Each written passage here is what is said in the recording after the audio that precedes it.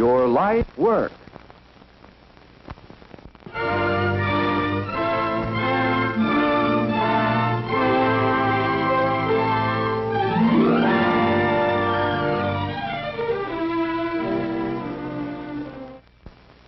The art contributed more to man's progress than any other art.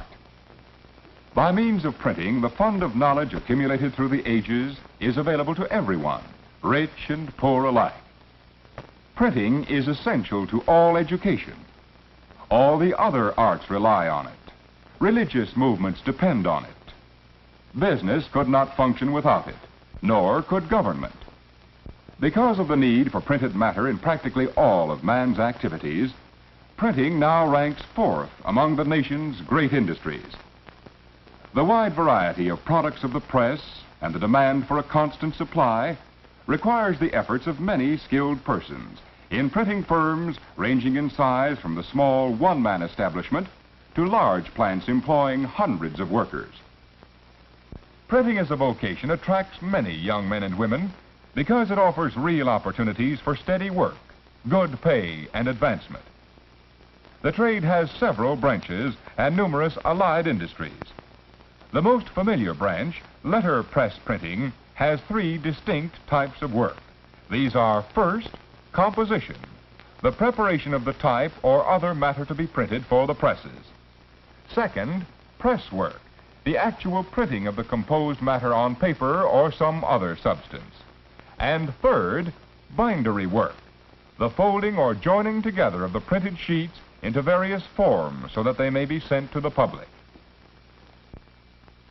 In the composing room of a good-sized printing firm, the duties are divided among several employees, specializing in various phases of the work. The copy for jobs to be printed goes first to the markup man. The markup man must have a thorough knowledge of the art of printing. He decides what styles and sizes of type will produce an attractive result. He indicates the parts to be set by hand compositors and those to be set by machine operators. Although a great part of today's type is set mechanically, hand compositors are employed by all large commercial printing plants, newspapers, and publishing houses. Hand compositors usually set the large type, called display line, used in advertisements and other printed matter. Hand composition offers opportunities for artistic expression. Compositors who have the ability to create original ideas are highly paid craftsmen. The work requires manual dexterity, good eyesight, and thoroughness.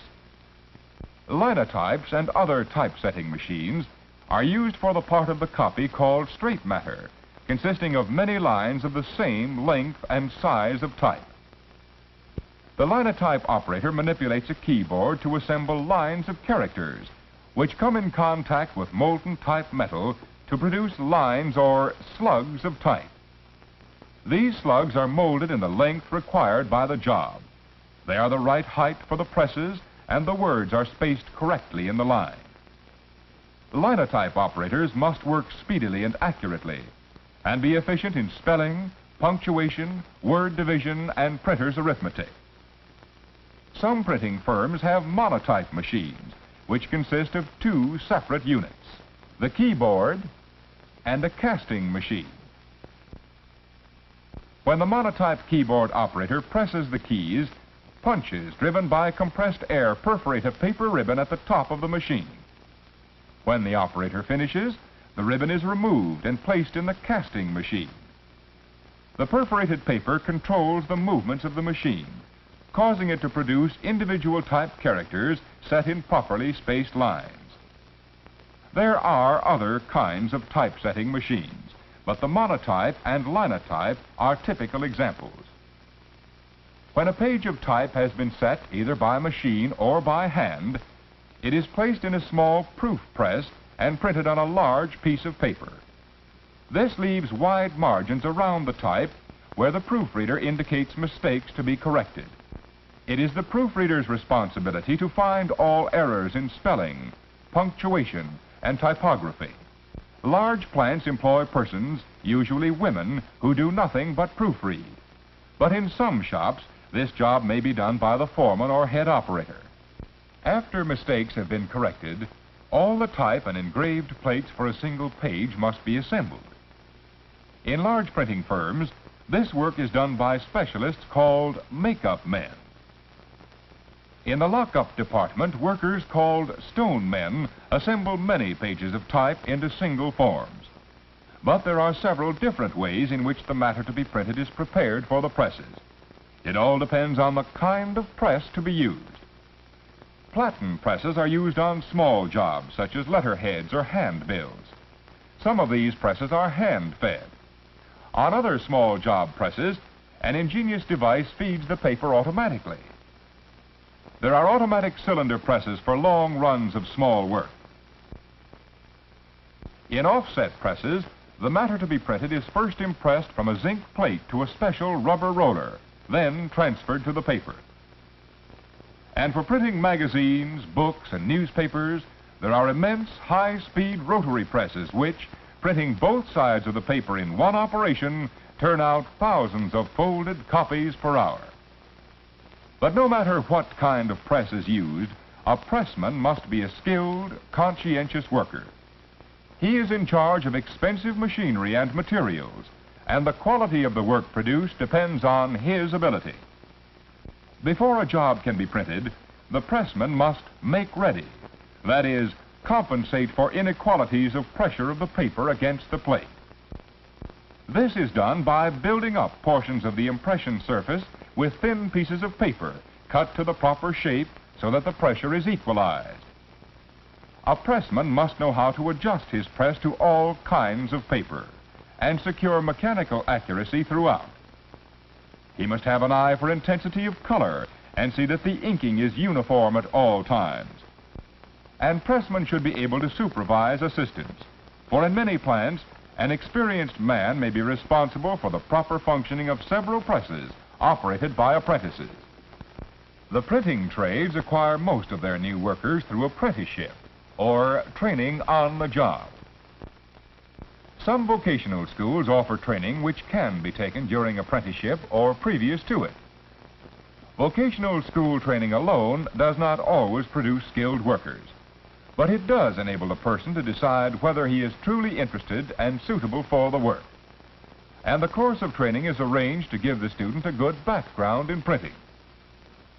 Usually a student starts with hand composition because all of the fundamental principles of printing are derived from it. Through a series of prepared lessons, these principles are thoroughly fixed in the student's mind.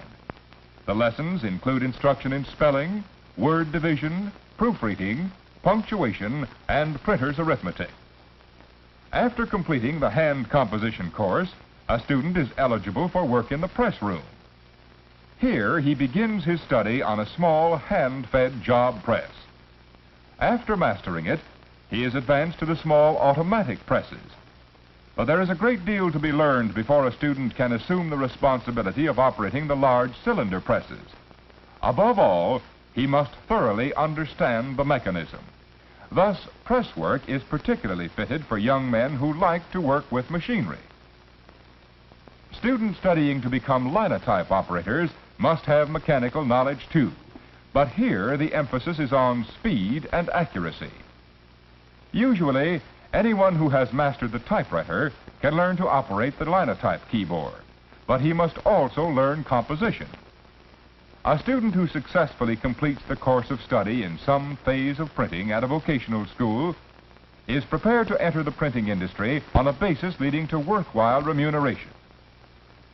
The chances of securing employment are normally good, for there are thousands of large printing establishments in the country and many small shops and newspapers.